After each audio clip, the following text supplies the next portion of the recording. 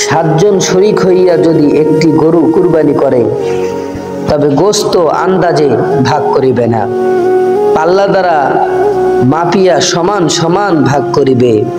অন্যথায় যদি ভাগের মধ্যে কিছু বেশ কম হইয়া যায়, তবে সুদ হইয়া যাইবে এবং গুনাহগার হইতে হইবে। অবশ্যই যদি গোশতের সঙ্গে মাথা, পায়া এবং চামড়াও ভাগ করিয়া দেওয়া হয়, তবে যে ভাগে মাথা, পায়া বা চামড়া থাকিবে, সেই ভাগে গোশত কম হইলে জায়েজ হইবে, যত কম হোক। কিন্তু যে ভাগে গোশত বেশি, সে ভাগে মাথা বা পা বা চামড়া দিলে সুদ হইয়া যাইবে এবং গুনাহ হইবে।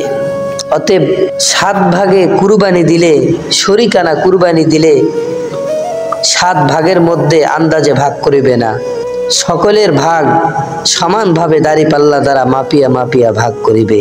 কেননা একজনার ভাগের মধ্যে যদি কিছু বেশ কম হইয়া যায়, তবে সুদ হইয়া যাইবে এবং গুনাহগার হইতে হইবে।